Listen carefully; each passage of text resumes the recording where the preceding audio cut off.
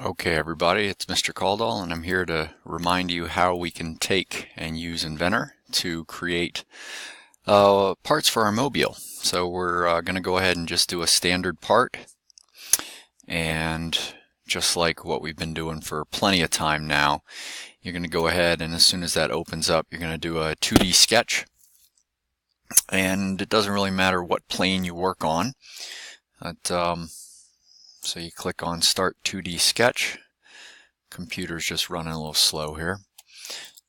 And you can go ahead and do whatever shapes you'd like.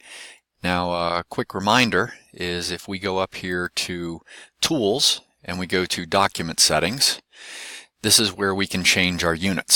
So again, that's Tools, Document Settings, Units. And since I've given you some specifications, you can't be bigger than 50 centimeters in either width or depth, and no more than 100 centimeters in height, might be a good idea to change all your dimensions to centimeters before you do any making. And then once you're there, go back to your sketch, and I'm going to go ahead and just make a couple of quick shapes here. Circle,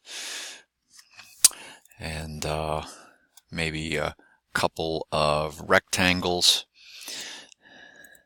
just to give us a quick idea of what we can actually do here.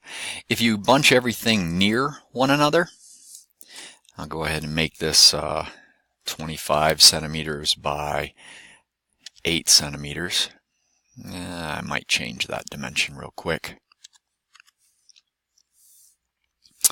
Alright, so I'm just playing around here, but at the end of the day, once you've got all of your shapes, you don't need to extrude, you don't need to do anything. One thing that might be super handy is to go ahead and put some holes where you would like to hang strings, and those holes can be relatively small.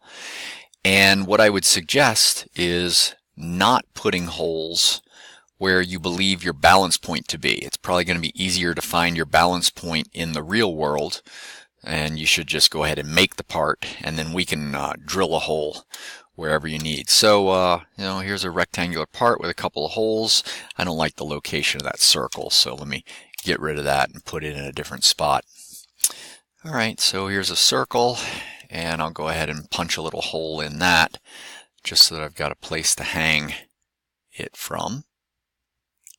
Alright, so at this point, once you've got sort of all of the things you would like to cut out of the medium density fiberboard using the laser cutter, you want to go over here to File, and you want to export this, and you want to export it to DWG.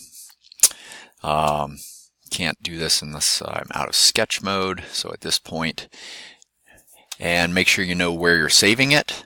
And I'm going to go ahead and just save this to the desktop. You'd want to put it on a thumb drive so that we can take it over to the laser cutter. I'll just name this Mobile Parts 1. And that takes care of basically the first step in making your parts. The key there is exporting it to DWG. I'm going to make another little video here that shows you what to do in AutoCAD to set it so that it's ready to cut on the laser cutter. All right.